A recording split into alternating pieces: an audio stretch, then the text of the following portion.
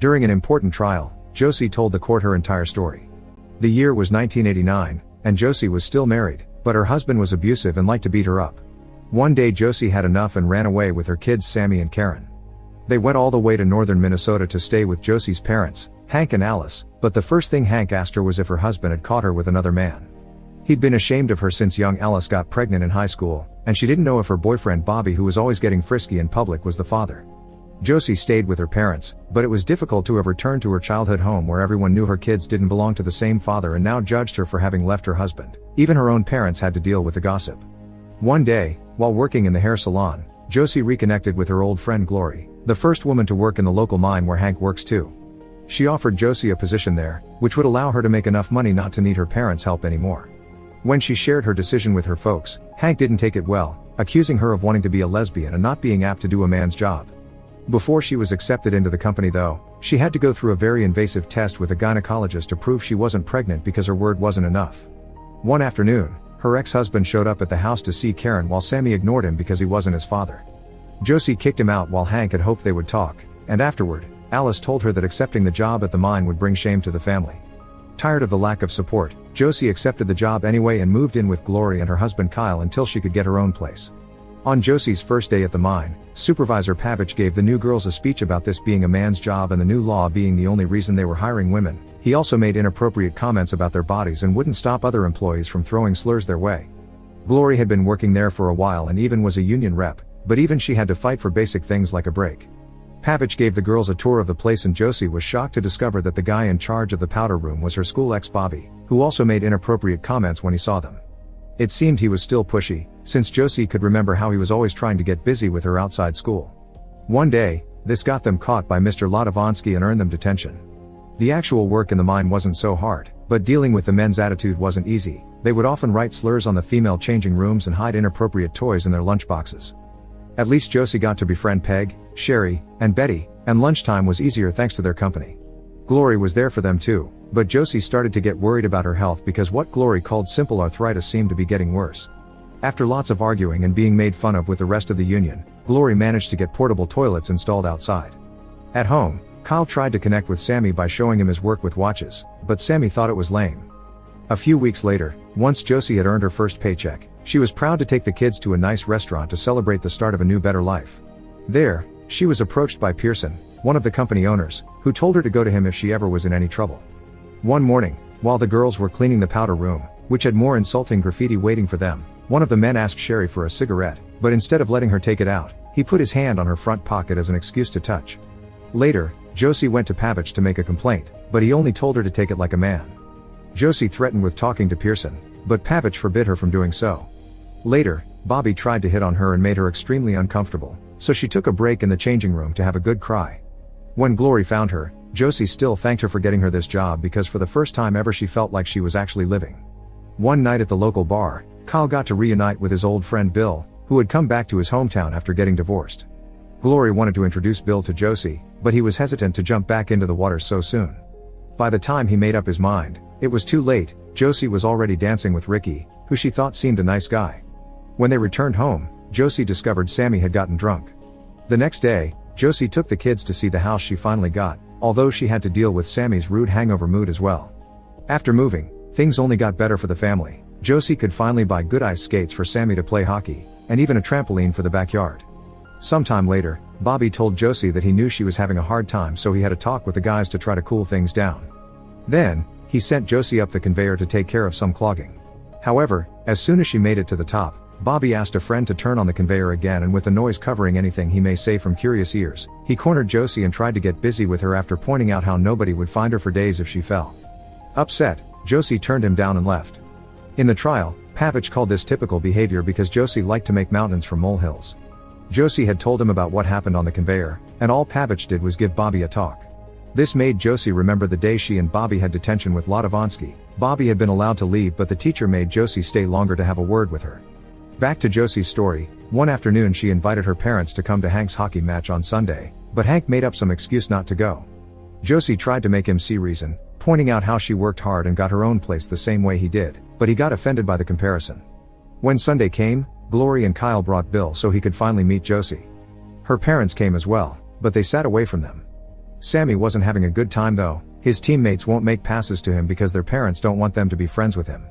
In the middle of the match, Bobby's wife came to yell at Josie in front of everyone, calling her a tart and telling her to stay away from her husband. After the match, Sammy's girlfriend told Josie that Sammy would be staying the night at her house. Josie didn't even know Sammy had a girlfriend and never gave him permission to stay anywhere else, thus she rushed to the girlfriend's car to drag Sammy out.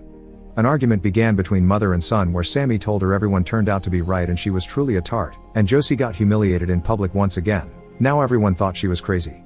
When they got home, the kids went inside and Josie stayed in the car, crying.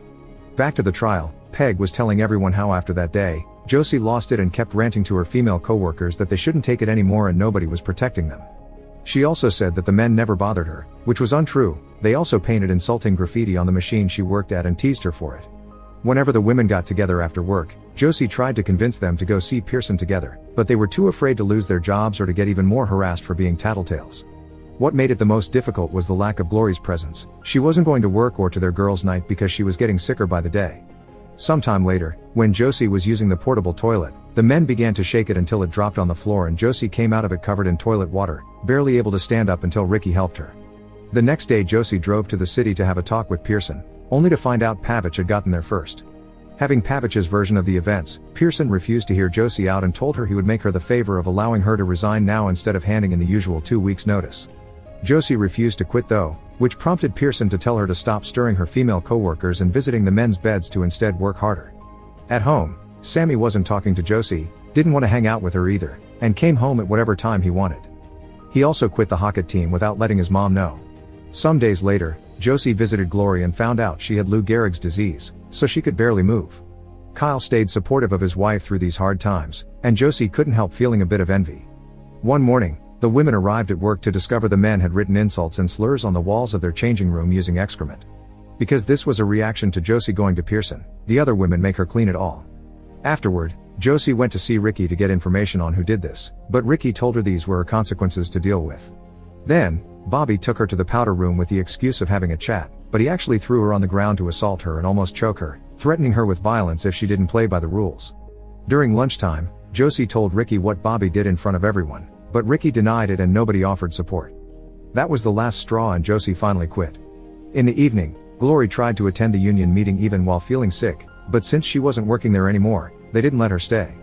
The next day, Josie asked Bill for help to sue the company, but Bill refused. He thought Josie had no chance, they would either call her a paranoid nuts that imagined things or a tart that asked for it. Josie accused him of not caring about the safety of women in the mine, leaving him feeling guilty. Later, Bill shared his worries with Kyle, confessing he would have taken the case if he was still working in a big New York firm. Kyle explained they never picked on Glory because she became a union rep early on and there was safety in numbers. This was enough for Bill to change his mind and go see Josie to accept the case, but only if she could get the other female employees' support so this could be a class action lawsuit. One woman could be accused of lying, but not all of them together. Josie was curious about his change of heart, and Bill explained harassment class action had never been done before and he wanted to be the first one.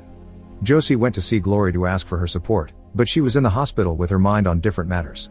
During the first hearing, Josie showed up with Bill while Pearson took his lawyer Leslie, who immediately jumped on the fact Josie only had her own testimony while the company had signed declarations from the other women saying they were doing fine.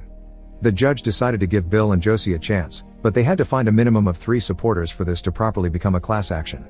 Later, both Leslie and Bill visited the hospital to see Glory, who could barely even speak. She still refused to get involved, so Kyle kicked them out for bothering his wife while she was in such a state.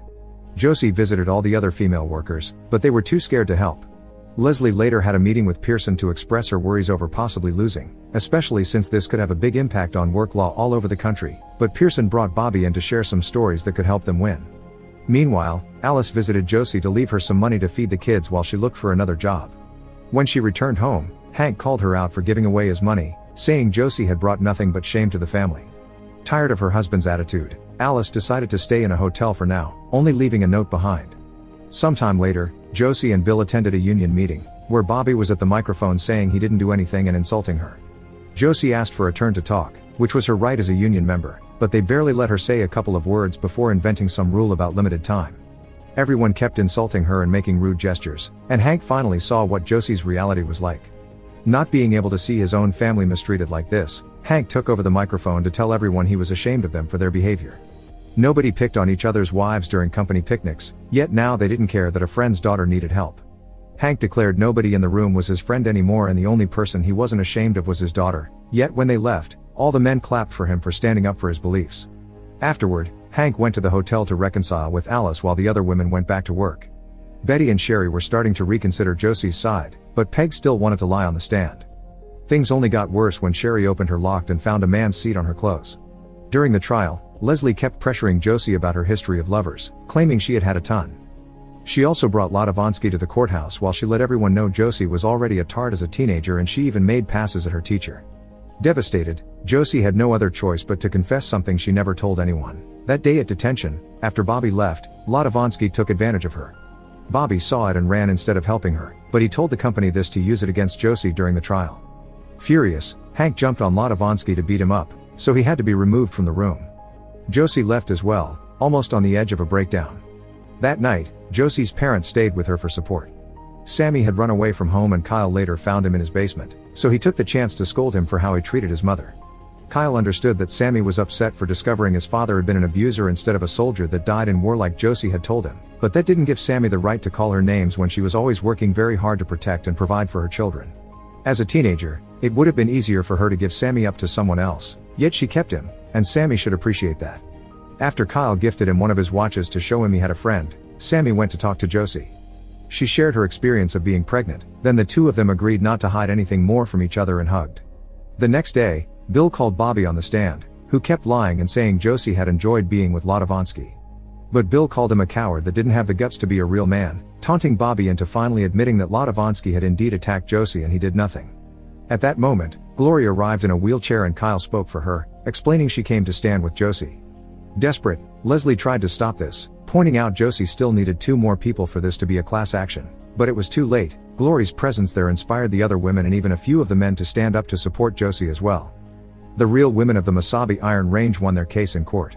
They received a modest financial settlement, but more importantly, they got a harassment policy that would protect them and all the women that came after them.